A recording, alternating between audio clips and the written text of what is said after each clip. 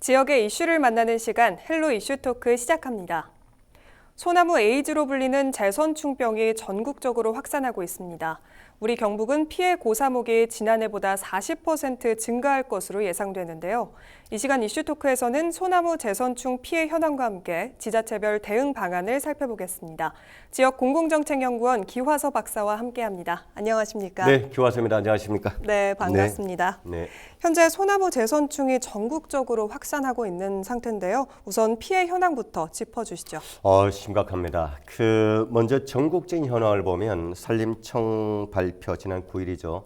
그러니까 전국적으로 지난해 31만 그루가 감염이 되었는데 올해는 현재까지 38만 그루가 감염이 되었습니다. 네. 그리고 또 하나 그 앞선 연도들을 좀 지켜보면 2017년에 99만 그루가 전국적으로 감염이 되어서 그것이 매년 해마다 좀 오히려 줄어들었습니다. 네. 그렇다가 그것이 다시 지금 정가세로 돌아왔다는 게 굉장히 좀 우려스러운데 그걸 우리 지역의 이제 경상북도를 놓겨 보면은 경상북도에는 23개 지자체 시군이 있죠. 네. 그 중에서 영양군과 울릉군을 제외한 나머지 모든 지자체에서 제선충이 발병을 했습니다. 지금 심각한 상황인데. 게다가 또 지금까지 제선충이 거의 발병된 적이 없는 제선충 청정 지역이라고 하는 곳이 청송도 네. 지난 8월에 소나무 제선충이 충병이 이제 생겼습니다. 심각한데요. 우리 경북만을 통계를 놓고 보면은 2015년도에 38만 그루가 감염이 되었다가 네. 이거 지속적으로 줄어들어서 지난해는 11만 그루까지 제선충으로 숫자가 줄었습니다. 11만 그루로. 그랬던 것이 올해 다시 이것이 무려 70%나 증가해서 19만 그루입니다. 지금. 네. 심각한 거죠. 그러니까 전국의 38만 그루 중에 경북이 절반이라고 보면 되는 겁니다. 굉장히 심각한 상황입니다. 특히 포항, 경주, 구미, 안동, 고령 뭐 이런 지역까지 그야말로 지역을 가리지 않고 지금 피해가 매우 심각한 상황인데 네. 저는 굉장히 좀 우려스러운 것이요.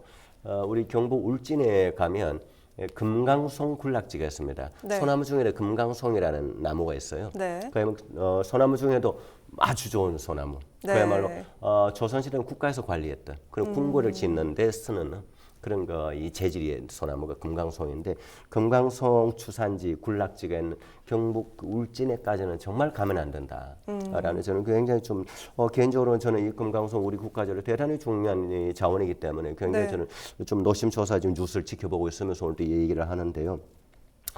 그리고 또 더 나아가서 이제 댐이 있는 주변도 지금 심각한 게 이제 이 안동의 경우는 댐이 많아요. 네. 그 중에서 이제 안동댐 이마호가 있잖아요. 이마댐이 있잖아요. 이마댐의 인근에 소나무 숲이 있는데 그 소나무 숲에까지도 지금 제선충이 지금 몰아치고 있는데 그 이마댐 인근의 소나무 숲에서 불과 100m 떨어진 곳에 네.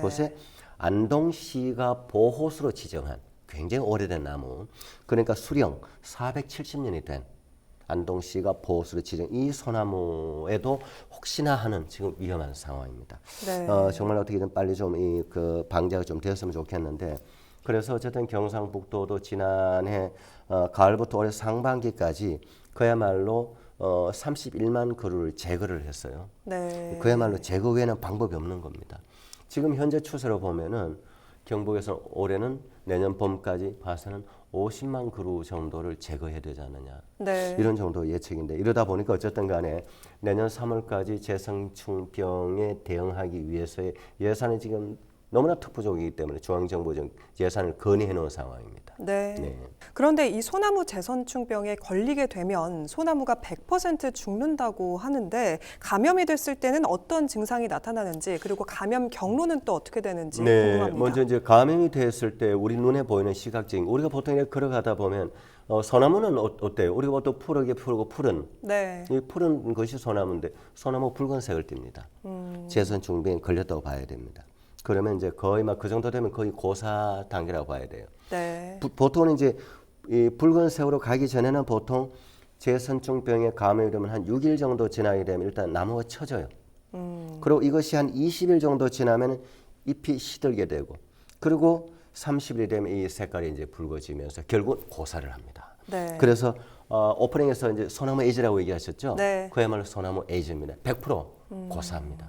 그러니까 굉장히 위험하고 그리고 또 현재까지는 치료제 자체가 없는 것이고 그리고 또 이 경로가 아직 100% 규명되질 않았어요. 네. 대략의 경로만 지금 어느 정도 파악이 되었습니다. 우리나라의 재성충병이 가장 처음 발병됐던 것이 1988년도에 부산 금정구의 금정산이라고 있죠. 부산 금정구의 금정산에서 이 발견이 된 것이 이제 가장 최초인데 그 이후에 지금까지 재성충병의 경로를 봤더니 어쨌든 간에 재성충의 그 충에 그 이 굉장히 작은 1mm 정도 아주 미세한데 이것이 소위 말해서 솔수염 하늘소, 북방수염 하늘소라고 하는 일단 매개충으로 들어가서 이것이 성충이 되어서 또 다른 나무로 넘겨가는 거거든요. 네. 이런 경로인데 어쨌든 간에 현재까지는 100% 경로가 규명되었다고는 볼 수가 없는데 뒤에 조금 더 구체적으로 얘기할 기회가 있을 것 같아요. 네, 알겠습니다. 그렇다면 우리 경북 지역에서 이 소나무 재선충병이 40%나 증가한 이유가 뭔가요? 지금 우리가 이제 전문가들의 분석을 제가 좀 요약을 해보면 한 네 가지로 볼 수가 있는데 첫째는 올해 상반기에 지나치게 따뜻하고 또 이상 기온 그리고 이제 이러한 것이 매개충의 이 밀도와 활동량을 늘어나게 했다. 그다음 두 번째 이유로는 어쨌든 태풍이나 뭐 태풍은 뭐 없은 해가 없지만 태풍 또는 집중호우 또는 올해 또 산불 많았잖아요. 네. 그러니까 이런 산불이 생기게 되면 이런 산림재해가 생기게 되면 나무들이 방치되잖아요. 네. 그게 관리가 안 되니까 그게 썩게 되고 그리고 거기에서 소위 말해서 매개충들이 집중으로 산란을 하게 되는 겁니다. 그런 것이 관리가 안 됐다는 거. 그다음에 세 번째는 아까 얘기했죠 제가 우리가 최근 수년간은 이 재선충이 감소 추세였어요. 네. 그러다 보니까 방제 예산도 좀 줄였거든요. 알게 모르게 조금씩 이제 줄어가는구나.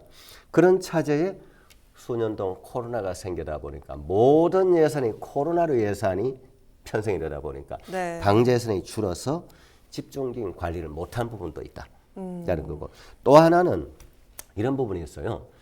소나무도 이 적정한 밀도가 있습니다.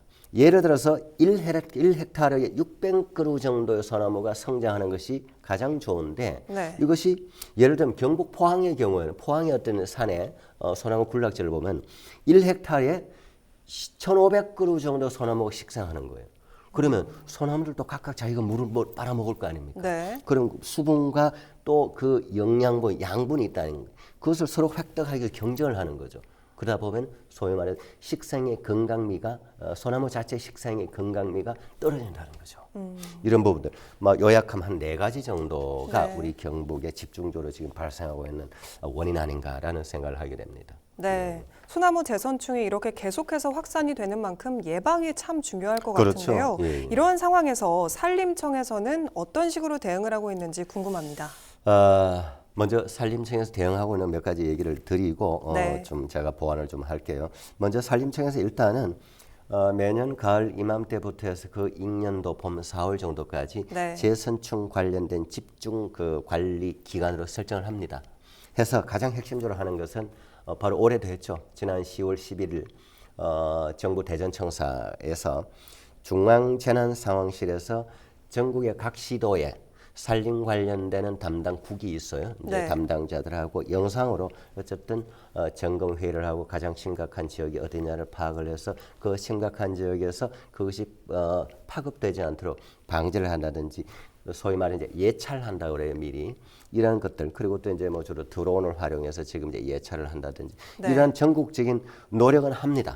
노력은 해요. 그 노력 자체를 가지고 제가 뭐 잘했다 잘못했다 얘기하는 건 전혀 아닙니다. 네. 또 실제로 또 이 남성년 산림청장 경우는 일단 본인 일단 그 회의를 주재하면서 어쨌든 올해 소나무 재선충병이 굉장히 전국적으로 심각하다. 그래서 이 확산 추세를 조기에 차단할 수 있도록 모든 지자체, 정부, 중앙정부와 지자체 경각심을 가지고 대응하자. 네. 그리고 해서 드론 예찰을 하고 뭐 등등 그리고 과학적 방제를 하도록 하겠다라고 이제 밝히고는 있어요. 네. 근데 저는 이거는 약하다. 약하다. 그야말로 저는 뒷북이다. 이 소나무 재선충병이 뭐 어느 해 안 생긴 해가 없는데 네. 좀 줄어들었다고 해서 좀 너무 이거는 이제 경각심이 해제된 거 아니냐 이번에 올해. 어쨌든 산림청이 좀 저는 이거는 미리 좀 경각심을 더 가지고 대응을 했어야 된다. 매년 상황이 어떻게 될지 모르는데 네. 지금 조금 뒷북 아니냐라는 생각을 합니다. 네, 말씀해주신 대로 산림청이나 지자체에서는 다양한 방제 전략을 수립하고 있는데요. 근데 이를 두고 환경단체에서는 방제 전략만으로는 부족하다 이런 목소리가 또 나오고 있다고 하네요. 그러니까 제가 이제 방금 조금 뒷북 아니냐라고 네, 얘기하는 네. 거, 그러니까 이 환경 관련된 단체 전문가 집단 더욱더 좀 비판할 수밖에 없죠. 네. 이분들이 비판하는 얘기를 보면 그렇습니다. 정부가 제선충병의 방제를 포기한 거 아니냐. 아주 극도로 지금 극단적 표현을 하는 거죠. 네. 지금 제가 방금 얘기했던 정부가 뭐 중앙정부청사에서 화상으로 전국 각 시도에 뭐 회의를 했다. 이거는 뭐 누구든지 늘상 하는 것이고 이걸로만 가져는 약하다는 거죠. 네. 그리고 이제 이 환경단체, 이 녹색연합에서 얘기하는 것은 항공 예차를 할 경우에 비행기를 타고 이제 그 둘러볼 거 아닙니까? 그럴 때는 이런 그 환경단체 전문가들을 같이 태워서 봐야지 공무원들만 타고 가서 그게 보이느냐 말이야. 그게 정확하게 확인되느냐 이 말이죠. 네. 이런 부분도 왜 전문가를 왜 안 태웁니까? 태워야죠. 이런 부분들을 전문가가 산림 전문가 또는 환경 관련 전문가가 동승하게 해서 항공 예찰 관찰을 하도록 하자. 네. 이거 한두에 한 얘기 아니에요. 근데 공무원들은 왜 안 하냐? 그래 태워갔다 혹시 항공 사고 생기면 이 뒤책임도 누가 질 거냐? 뭐 이런 식으로 또 연결이 됩니다. 뻔합니다. 네. 근데 모든 걸 그렇게 생각하면 이를 어떻게 해결합니까? 그래서 전문가 집단이 필요한 경우는 전문가들을 그야말로 좋은 의미에서 과감하게 활용하라는 거죠. 좋은 의미에서. 네. 도움을 받아야 된다는 거죠. 네. 네, 시민들이 불안하지 않도록 방제 계획을 철저히 세우는 게 중요할 것 같습니다. 네. 다음으로는 소나무 재선충 약제와 관련된 문제도 좀 살펴볼 텐데요. 산림청이 그동안 티아클로프리드라는 약제를 살포해왔습니다. 그런데 이 약제가 꿀벌 감소에도 영향을 준다는 논문이 발표가 됐다고 하네요. 그러게요. 이 부분은요. 먼저 티아클로프리드 전문 용어죠. 네. 이것이 어떤 살충제인지를 우리가 좀 얘기를 해야 되는데 이 살충제가 첫째 미국의 경우에는 이 티아클로프리드라는 살충제 성분 자체가 미국 환경보호청에서는 인체에 발암 물질을 유발시키는 살충제다. 쓰면 안 된다는 거예요. 네. 자, 그리고 이것이 이제 중국의 경우에 이제 이런 부분이 이제 논문으로 좀 연구가 되어서 이와 유사한 결과가 나오긴 했어요. 그리고 이것도 우리 국내에 와서는 이제 산림청에서 이 살충제를 살포를 하는데 최근 자료를 봤더니 최근 5년간의 자료를 봤더니 양이 엄청나요. 전국적으로 이 살충제 티아클로프리드가 살충되었는 양이 8만 9천 톤 이상 거의 10만 톤 가까운.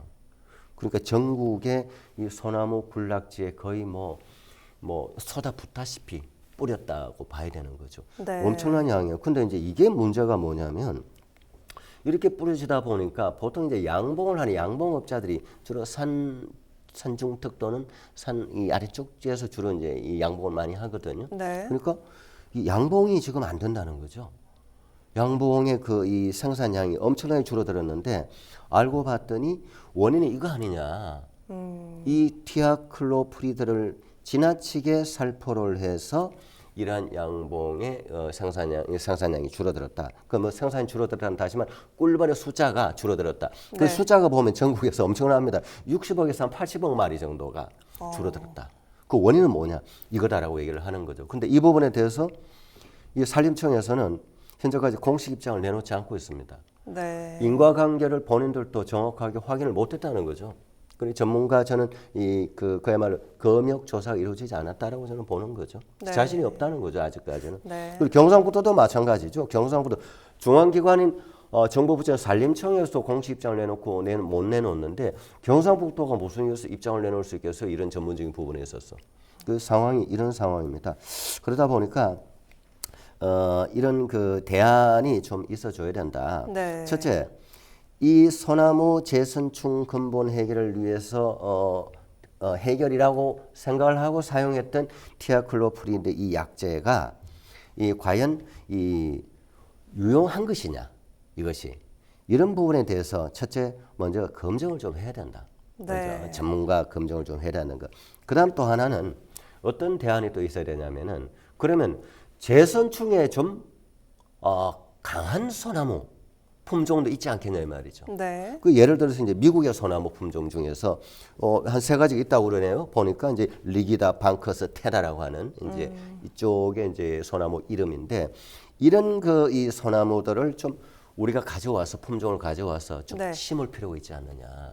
우리는 보통 그 긴 세월 동안 우리가 뭐 해송, 육송 뭐 이런 이제 소나무들인데 이것이 소나무 제선충에 좀 어쨌든 취약하니까 그러면 제선충에 걸려도 죽지 않는 소나무 이게 이제 뭐 외래 품종이긴 하지만 네. 가져와서 우리가 좀 심을 필요가 있지 않느냐.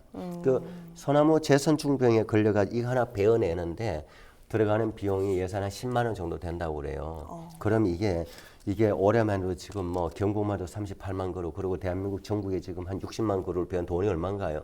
그러면 그것보다 이런 그 소나무 제선충병에 좀 아주 강력하게 이 생존력이 있는 미국의 품종을 가져와서 조금씩 식생을 해 나가는 것도 네. 저는 방법이지 않을까라는 생각을 합니다. 네, 약재가 생태계에 영향을 미칠 수도 있는 만큼 네. 이 국내 연구진들이 매개충의 천적을 활용한 예방책을 연구 중이라고 합니다. 이 부분도 함께 짚어주시죠. 지금 앞에 지금 굉장히 그 어쨌든 안 좋은 얘기, 암울한 얘기. 어쨌든 소나무 제선충병 자체에 대한 이 이슈는 네. 어쨌든 좀 안 좋은 이슈죠. 우리 이슈 토크만 해도 1년에 뭐 한 2번 정도 늘 다루잖아요. 봄, 네. 가을. 자, 그런 이 와중에 처음 그 희망적인 얘기를 좀 하면서 좀 마무리가 될 것 같은데 우리 국내 연구진을 하면 이제 국립수목원이 있습니다. 네. 이 우리 연구진이 최근 한 3년 정도 연구를 좀 진행을 했는데 이 제선충병의 감염 경로를 일단 어느 정도 추적을 했어요. 네. 아까 제가 초기에 모두 얘기를 했지만 그거 비슷합니다. 어쨌든 간에 소나무 1mm 정도의 제선충이 이 나무에 이제 감염을 시키는데 그 매개충이 솔하늘 뭐 수염소 그다음 북방 수염 하늘소 뭐 여기에 이제 감염을 시키면 이제 그것이 이제 알을 낳고 이제 고치가 되고 성충이 되죠. 네. 그럼 또 옆에 나무 이제 감염을 시키는 이런 경로는 파악을 했어요 어느 정도. 네. 그러니까 이 지금 뭐 티아클로프리다 아까 얘기했던 이런 걸로만 이거는 100% 될 수가 없다. 그래서 만들어낸 것이 바로 얘기하시듯 천적. 그야말로 자연은 자연의 천적으로 일단은 이겨내는, 극복해 나가는데 그게 뭘까요? 이 벌입니다. 벌. 그 매개충을 죽일 수 있는 천적의 그 벌을 두 종류를 발견을 했어요. 다행이죠. 네. 그래서 그 두 종류를 실내에서 사육을 하고 있습니다. 해서 이게 이제 이걸 나중에 이제 풀어야 되는데 아직 그까지는 못 갔어요. 네. 효과는 있는데 그러려면은 그 천적인 두 종류의 꿀벌을 마치 야생에서 살아나는 그 꿀벌처럼 대단히 그 활동량이 있어야 될 거 아닙니까? 네. 그 정도로 키우는 거 하나. 그게 됐을 경우는 이걸 이제 그야말로 이제 풀어놓는 방사한다고 그러죠. 풀어놓는 방법 어떻게 풀어놓느냐 이것이 남은 숙제다라는 거죠. 이게 해결이 되면 저는 2, 3년 후에는 좀 희망을 가져도 되지 않을까. 네. 그야말로 소나무 제선충병을 좀 일단은 좀 해결하는 방안은 되지 않을까. 그때쯤이 되면 그야말로 우리 헬로 이슈 토크에서 또 제선충병에 대한 이슈는 좀 그만 다루고 다른 이슈를 다룰 그런 여력도 좀 생기지 않을까라는 네. 생각을 하게 됩니다. 어쨌든 이건 뭐 좋은 얘기입니다. 네, 연구가 성공적으로 마무리되길 바라면서요. 끝으로 소나무 제선충병의 피해를 최소화할 수 있는 방법은 무엇인지 짧게 말씀 부탁드립니다. 지금 시점에서는 그 앞서 얘기했던 살충제 네. 어쨌든 해롭다 문제가 있다는 거는 지금 짚었잖아요. 네. 그러면 지금 제가 얘기했던 그 우리 국립수목원 연구진에서 지금 연구하고 있는 천적의 오염 네. 그러면 자연의 섭리 천적에 의해서 그것을 잡아먹고 해소할 수 있는 이 방법들을 저는 여기에 빨리 국가 예산을 집중적으로 좀 투입을 해서 이 연구들이 저는 빨리 좀 결과가 나오도록 하는 것이 저는 가장 저는 효율적이다. 네. 지금 예방 안 되죠. 예방 치료제 없죠. 그리고 그것을 치료하는 이 살충제 이거 굉장히 유해하다는 거 아닙니까 종합적으로. 네. 그러면 다시 말하면 자연의 식상섭리에 의한 이 방법들의 연구 결과를 빨리 만들어내도록 예산 집중을 해서 자연적인 치유 방법을 갈 수 있도록 저는 강구하는 것이 가장 저는 핵심이다라고 생각을 합니다. 네, 네. 오늘 말씀 여기까지 듣겠습니다. 지금까지 우리 지역 소나무 재선충 문제 살펴봤습니다. 이 시간 헬로 이슈 토크는 여기까지입니다. 시청해주신 여러분 고맙습니다. 네. 하셨습니다.